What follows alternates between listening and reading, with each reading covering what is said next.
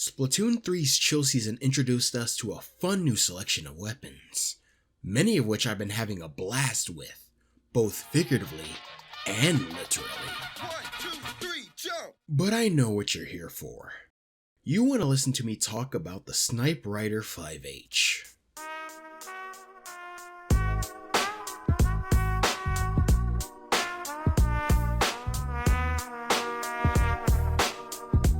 This bad boy was one of the 3 new weapon types announced for the game. It was a pretty big reveal during the chill season trailer.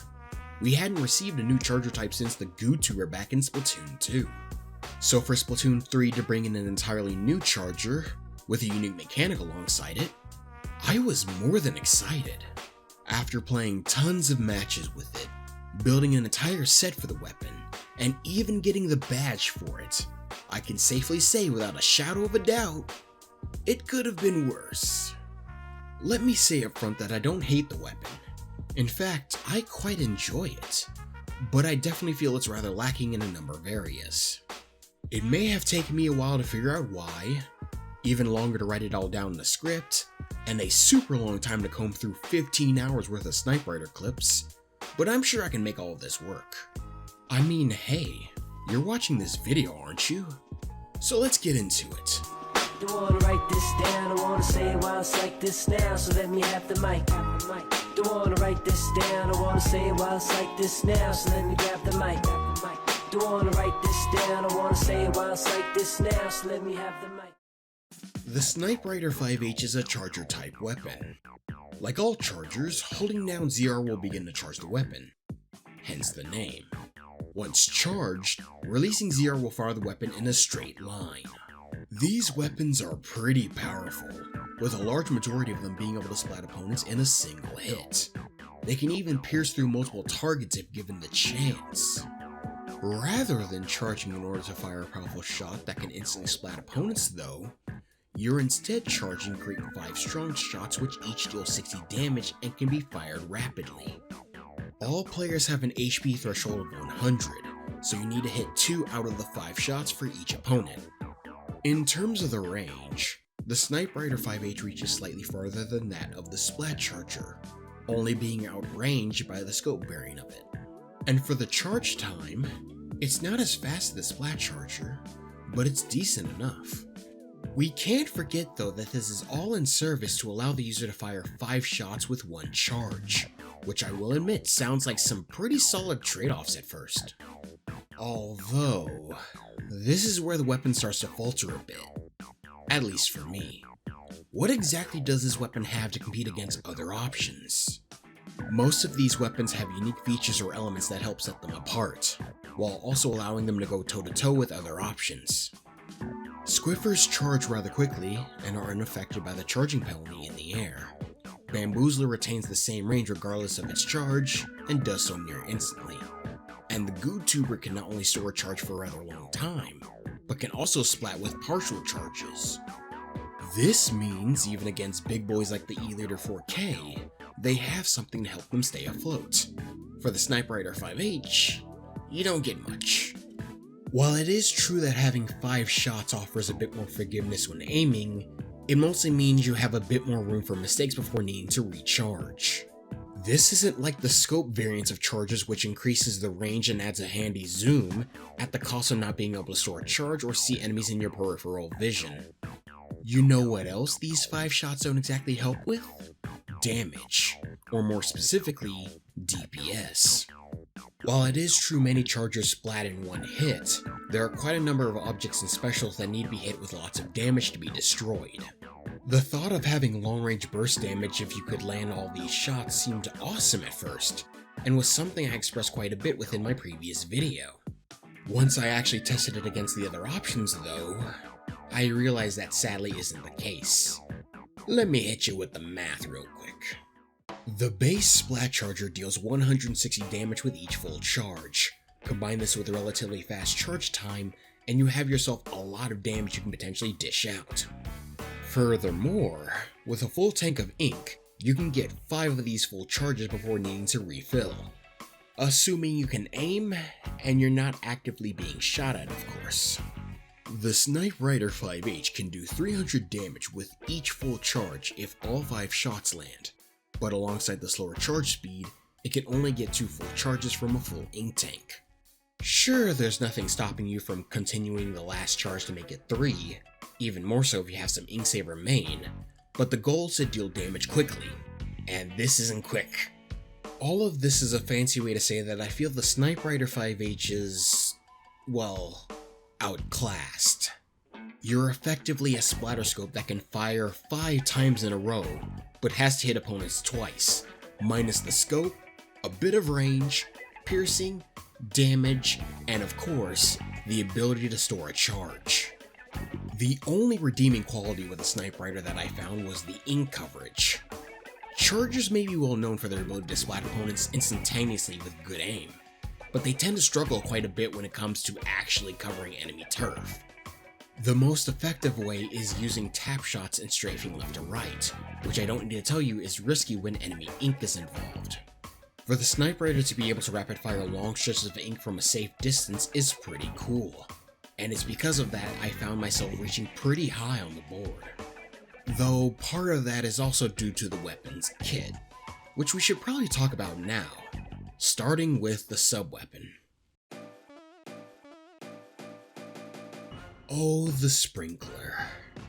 Do I even need to explain this thing?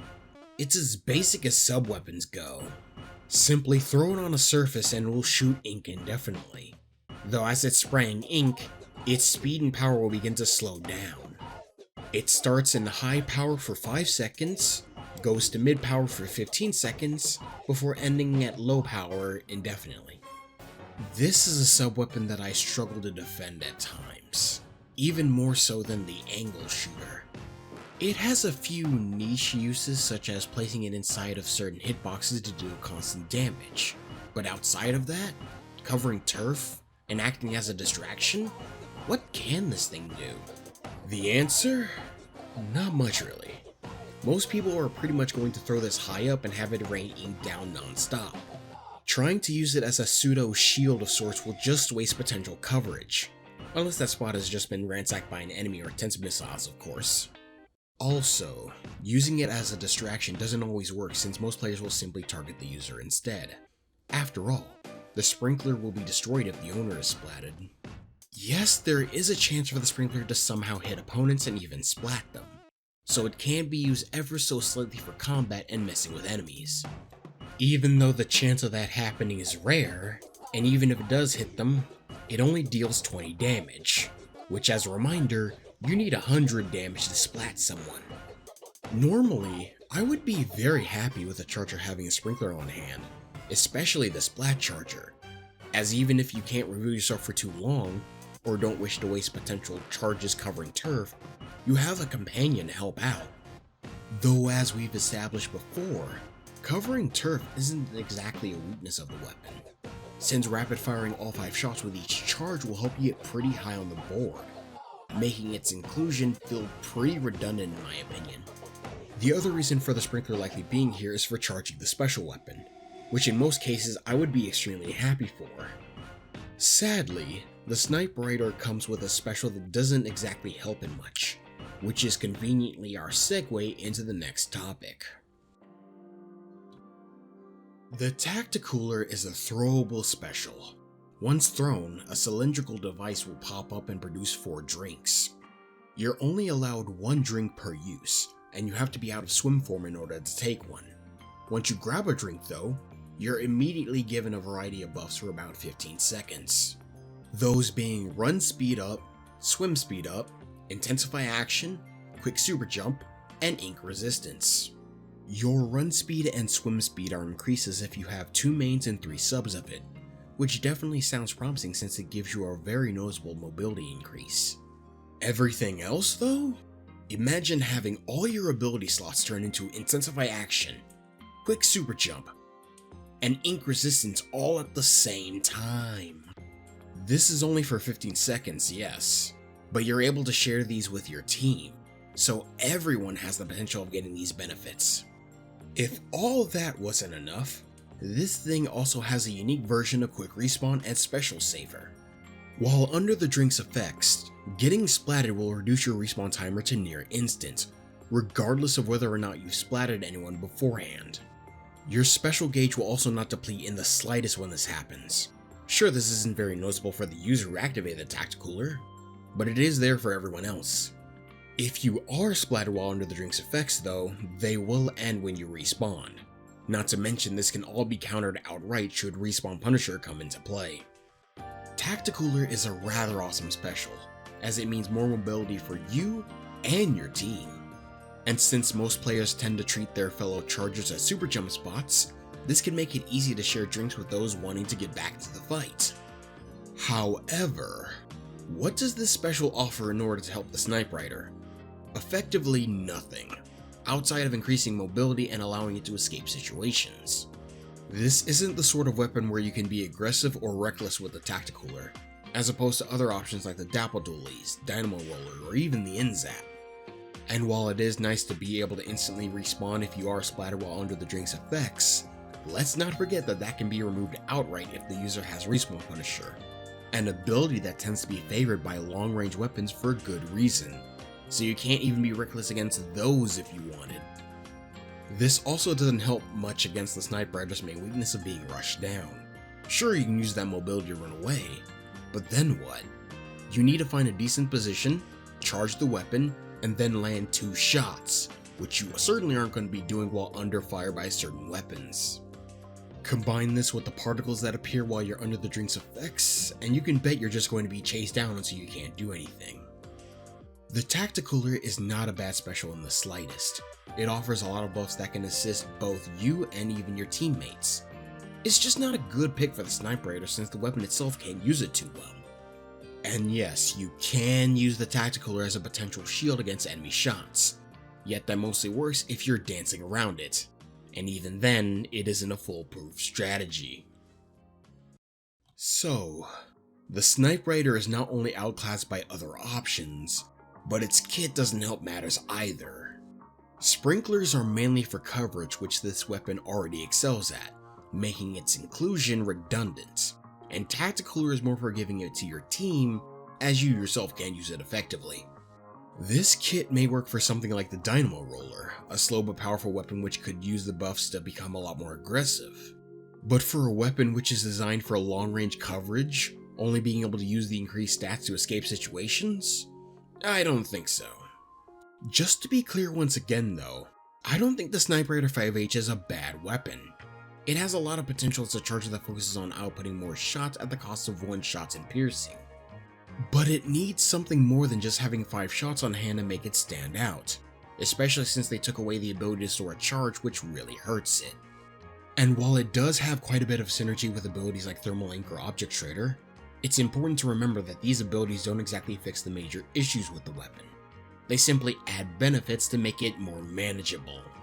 Plus, not everyone may have access to these abilities, since they are exclusive to a particular type of gear.